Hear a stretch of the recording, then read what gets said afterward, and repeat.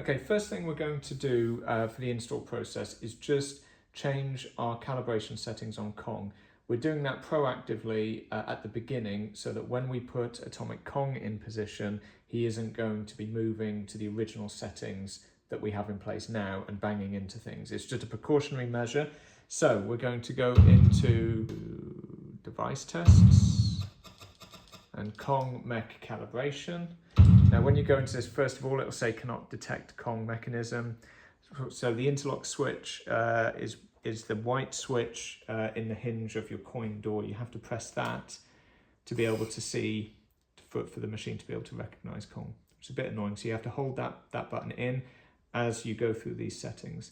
Now what we want to do is limit the range of motion and just really tighten up, reduce how much he moves around so that we're not going to get any issues later on. So first of all, the right arm lower limit, we're going to raise that right up, so we're not going to have him going any lower than that. So say somewhere like 204, but he's going to raise his right arm right up.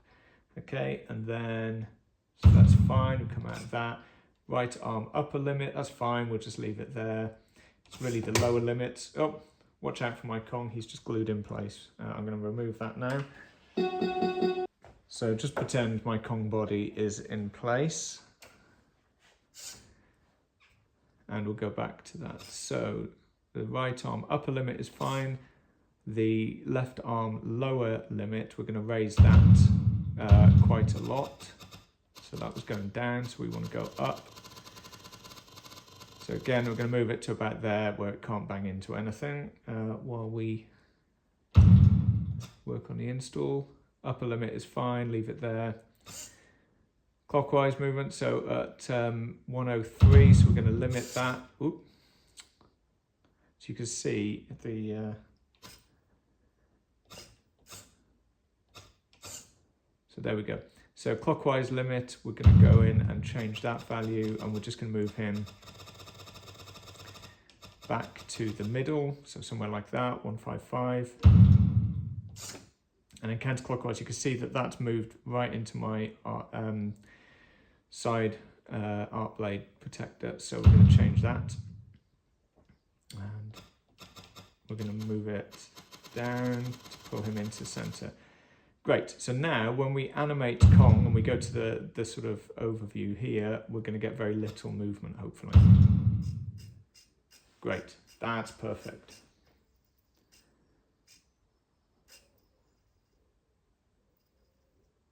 So hardly any movement. So that's what we want to do. So we're going to do that to start with, which means when we've replaced Atomic Kong and we put him in, we're going to be starting from this point, and then we can recalibrate out to get as much movement as possible. But it means that initially we won't get him moving all over the place, banging into the train, into the sidewall and all of that sort of thing. So that's our first thing to do. Ignore the fact that my Kong is missing a body. Yours will have the body in place. And now we'll get to the next stage of the install. Okay, here we are looking at the Atomic Kong install. To begin with, you can see that we've taken out or slid out the playfield. Note the use of arc blade protectors, or be very careful if you're not using those. So first of all, we're going to slide out the playfield. We're going to take a look at what is connecting the Kong mechanism here. So as you can see, Kong is connected to a mechanism unit here that slots into the back of the playfield. It's very easy to remove. As you can see down there, there are a series of connection points. So you have a nut and a bolt here and here. And then at the bottom, there is there's one there and one on the other side. Those 4 bolts will allow you to slide out the Kong mechanism, which we'll do in a second.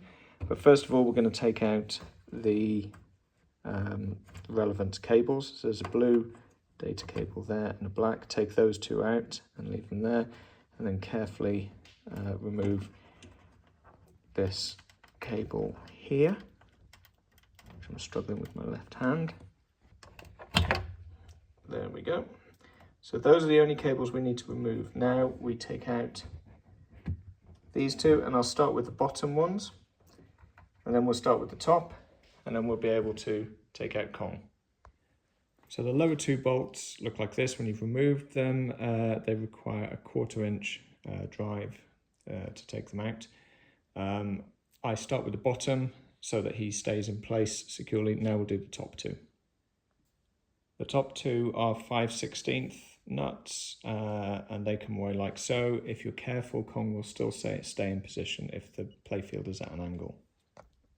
Now we can carefully slide out Kong by just holding on to him. Be careful because there is a mechanism at the back and these protrude, so you don't want to scratch any of the back of the playfield. Now we have Kong out of the machine, we can start to work on taking him out of this mech. It's very simple, but take your time. So first of all, we need a small screwdriver, Phillips head screwdriver, just to get these screws on the metal casing at the back out, or bolts.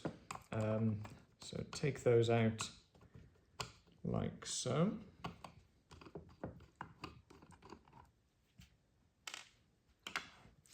And this is probably the hardest job of the whole install, is just wiggling to get this metal casing out. Sometimes it comes out extremely easily, other times it takes a little bit of persuasion. If you're finding that that doesn't come out particularly easily, it fits, there's a couple of slots down here that it goes into. We don't want to risk hurting this back here, so we can take off one of the arms. Move the arm to the upright position, carefully and slowly, no need to move too quickly. Put your Phillips head screwdriver into the side of the arm like this and remove the internal screw that is attaching this to the servo. Once it's loose, that screw is still attached to the bracket. You can take it all the way out. There you are, that's the screw we're removing. So we'll put that screw or bolt to one side. We'll put the arm to one side, and this may give us better access to the metal casing here. So we can just wiggle it out easily and carefully remove that. If you need to rotate Kong at all during this process, which we will need to do, just do so quite gently and carefully. Should all be fine. Now we've removed one of the arms, so we can put that to one side. Let's now remove the other arm. Same process, Phillips head screwdriver in this hole at the side, and we're just going to take that arm off.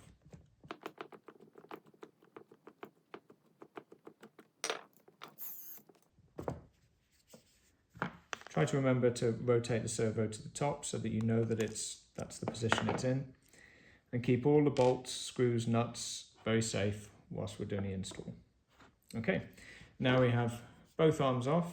We'll put them to one side. And now we'll take a look at the main body. So this is just held in place with 4 screws here, here, and then on the other side. Now on the right hand side of Kong, as seen from behind, they're very easy to access. We can just do so from this side here. The other side, we'll need to rotate him so as to get access to this section here at an angle. So here, you can see there's a screw there and a screw up here.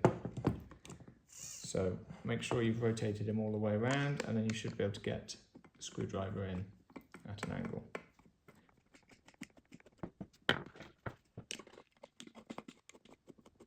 As always with mod installation, just take your time, and if you have any questions or issues, contact us.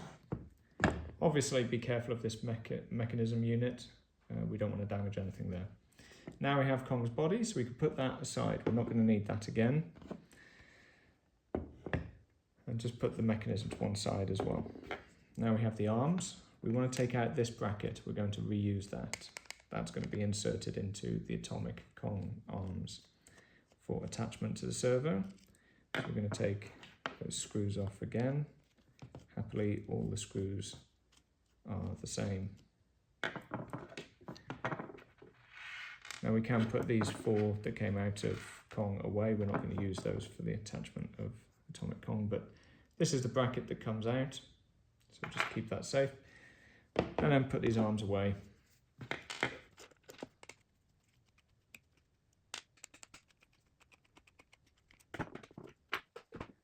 At this point, we've removed Kong from the mechanism and we're ready to attach the Atomic Kong arms in particular.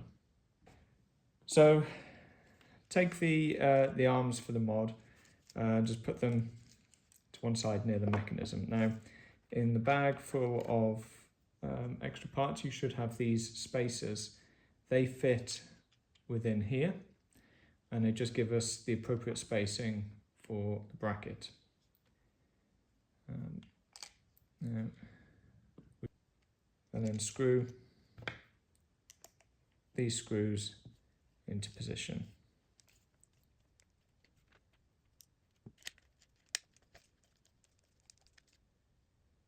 Now if you check along the side, those screw heads should fit below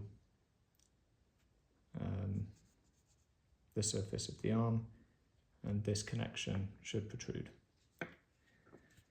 Do that on both arms and be gentle with these, particularly with this arm. We have and arrow. Her arms are definitely weak points, so please be careful when handling this arm.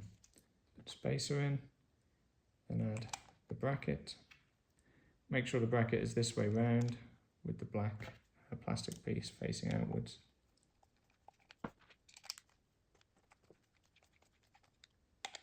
Do not over tighten,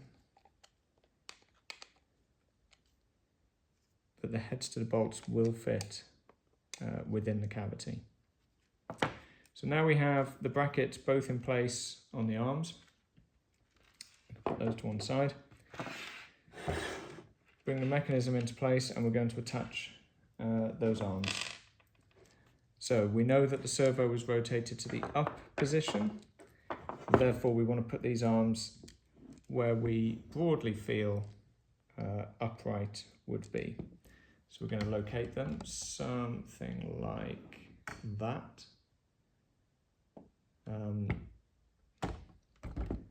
This is subjective. I might actually rotate that round a fraction more, but we will be adjusting the settings in the machine to reflect the angle that these are attached at. So this one in place, we're now just going to take the small black screw and we're going to attach through the hole in exactly the same way as we did to remove the original arm. Don't over tighten. Try to get the second arm at the same level of upright angle. So you can see they are both broadly at the same angle to each other. Push that in, use the screw, and make sure you're using the correct screws actually and not mixing them up with the ones that came from the metal bracket. So they have a slightly different size.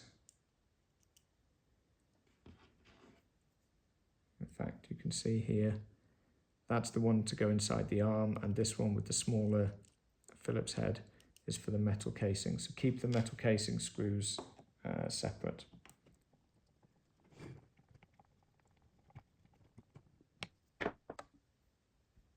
Once the arms are back on Kong, then the final thing we have to do is just replace the metal casing at the back.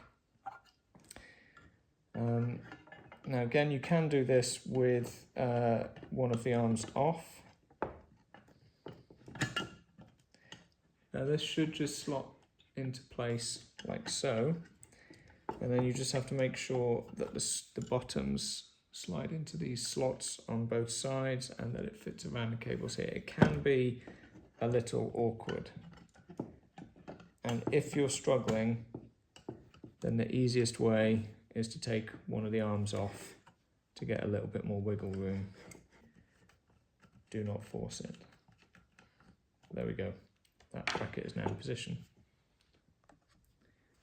Now at this point, with the mechanism and the arms out of the machine, as shown here, we could do a test fit with the body. With Atomic Kong, we have magnets on the back, so we can just simply place him in position there and he'll hold in place. Now what we're looking for is a little gap on the arms. We don't want these to be absolutely so close to the body that they're rubbing. So we want to allow a very small gap, and that looks about right. Okay, so now we're going to remove this plastic here so that we can feed down the cable, or feed up the cable, to power the lighting effects on Kong.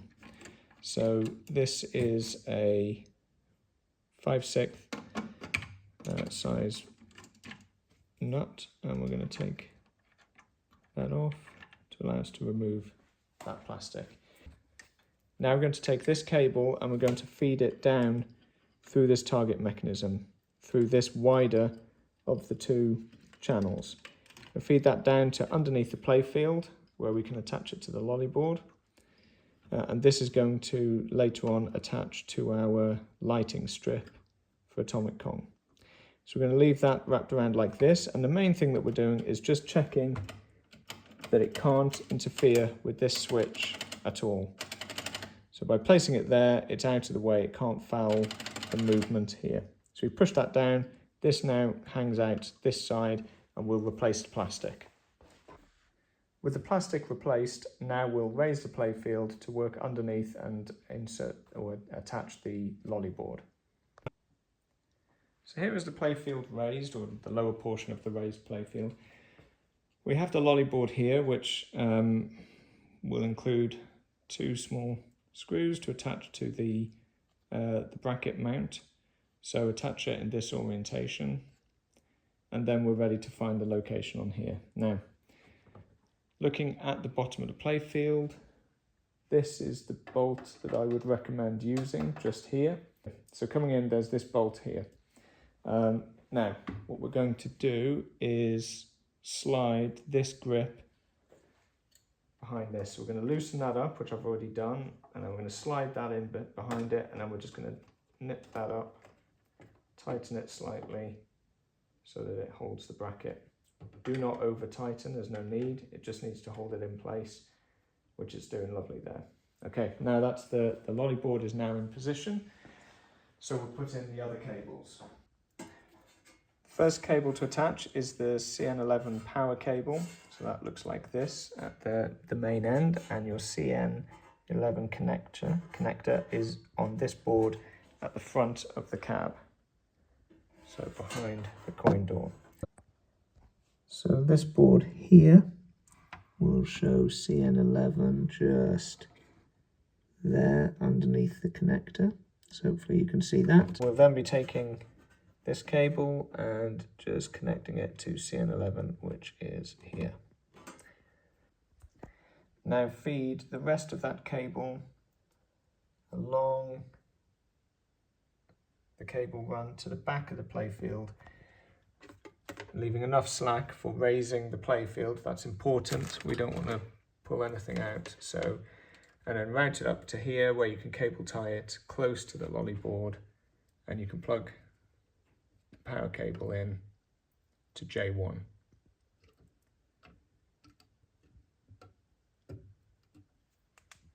So you can see there the power cable is attached to J1, neatly tied back out of the way.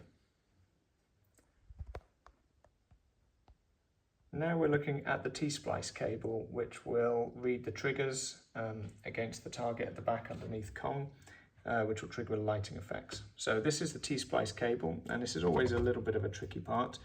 We have to brace it around and splice into the pink and the black and brown cables that are coming out of that switch. So if you locate the switch and the solenoid, and then out of here we come to this set of cabling, here, and out of here we have the pink cable and the brown and black cable. So we route those into the T-splice, making sure that the black is on the outside like this, or the top, in this case bottom as shown here, but it would be the top in terms of where you fold it over, and then the pink runs beneath it. Make sure they're separated and then press down firmly on the T-splice with some pliers. To demonstrate with the T-splice, you would be using some pliers like this. And when you folded it over with the pink on the inside channel, the black on the outside channel, black and brown, you'd get some pliers and press down until you hear them click. And they're firmly clicked in place, and this is attached on the outside where it clicks in here. Once you feel that firmly in place, then we have a good connection. So this is the T-splice, and then we can connect it to the lolly board. So the T-splice cable is running from here, and I've cable tied it to here and here on the cable run, so I can then loop it back and put it into this port here, which is J2A on the lolly board. Click it into position. So now we have to locate the switch cable, or the LED strip that is being fed down through the switch mechanism. So this is the one that we fed through earlier, and we're going to plug that into J6 on the lolly board. And now we should all be connected up. Now we're able to slide the Kong mechanism back into position. So slot it in like so, make sure to take the weight here, and then we'll reattach the cables and put the nuts back onto the bolts. Okay, once we've finished tightening the bolts at the back and made sure that the 3 cables are reattached. Okay, before we put in the Atomic Kong body, we're going to just have a look at this light strip holder. So this bracket plugs into the bottom of the Atomic Kong body. So you'll see a series of holes. This simply clips into position and will be held in place like so. Now, the only issue we have to deal with, and it can be a little bit fiddly at this stage, is just putting the cable into the light strip. So if you have a look at the light strip, you'll see that the little notch is on the bottom. So make sure that the cable is orientated the right way round with the notch in the right side, and then reach in, and although fiddly, you should be able to get the cable to attach and clip into place. Then the light strip is now attached. Now we have to get Kong's body into position and just plug the bottom of this bracket to the bottom of Kong. Again, can be a little bit fiddly, but shouldn't be too hard. Just make sure it's firmly in place, and then move Kong down.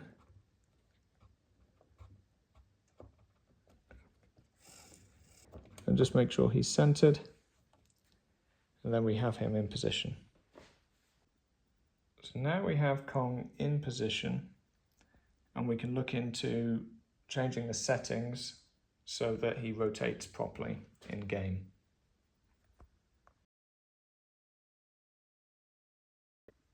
Now with Kong in position, we can turn on the game. Now please bear in mind that your machine will have the previous original settings for the original Kong. So if you go straight into a new game, he will be banging into the side, not moving enough or moving too much. So we have to change those settings before you do anything. So you can turn on the game. If there's any concern whatsoever, put a small piece of card or paper just down the side here so he can't damage any art blades that you have in. So now we open up the coin door and go into the settings.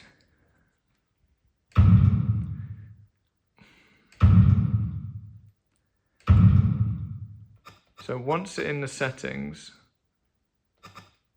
we will go into device tests. Now, once you're in device test, we want to go down to the Kong mech calibration. However, with the coin door open, it will say it can't see the Kong mechanism. So we're going to close the coin door, and then we can see what the settings are for each section. And we can use the flippers to move along these. However, you can't actually change them without opening the coin door again, which is a little bit of a pain, at least in this version of the software that I'm currently filming on. So we're going to open up the coin door, and then slightly annoyingly, we're going to press that button in with one hand so that the screen comes up, and then we can adjust the settings with the other hand. Okay, so here are the Playfield Kong mecha calibration settings. Now, bear in mind that my settings will be different to yours. Everybody's will vary very slightly. However, we can talk through broad positions that you should be aiming for. So to start with, the Kong mech right arm lower limit. So if I move, that's the upper limit, this is the lower limit. So this arm should sit slightly above here. It shouldn't be too low and hitting things. It should be roughly in that position that you can see there.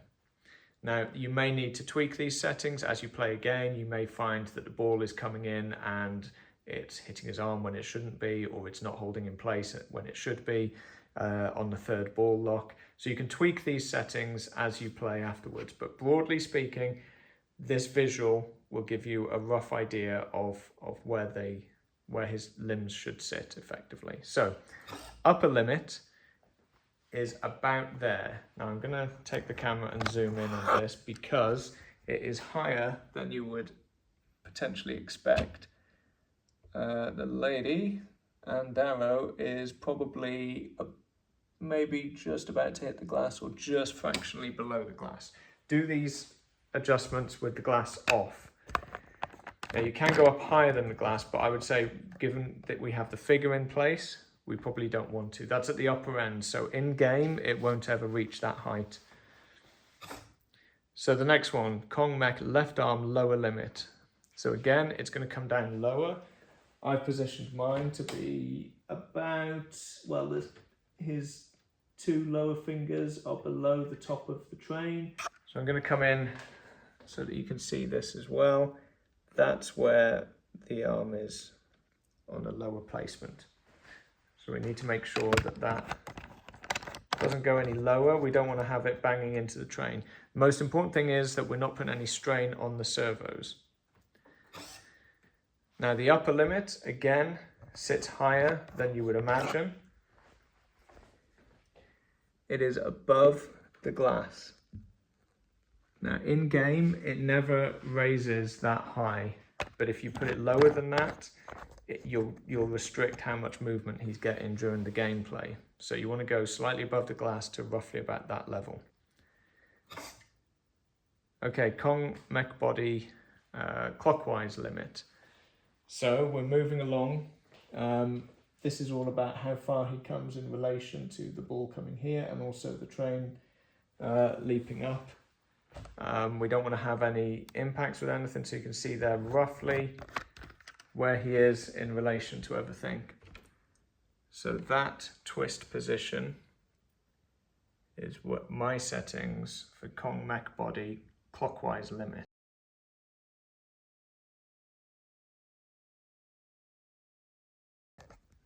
Now we'll see the counterclockwise limit.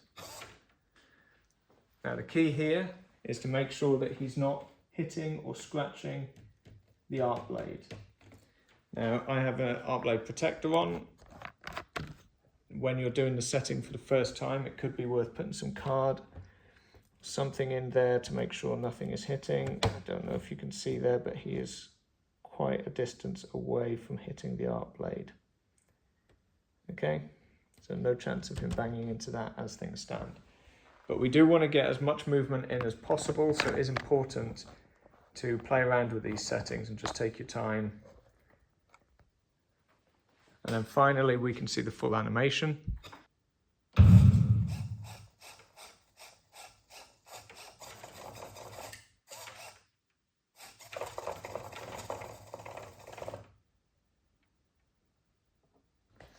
So have a play with those settings. Make sure you're not banging into anything. Make sure this hand is not fouling with the train or hitting the train.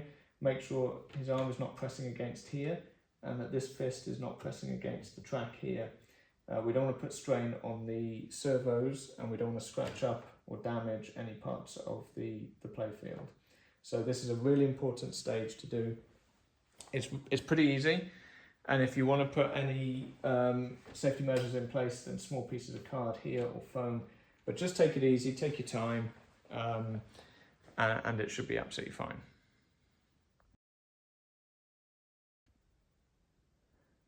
So once installed and calibrated, when you turn on the machine, the LED strip should light up with a glowing red effect that reflects up Kong's body.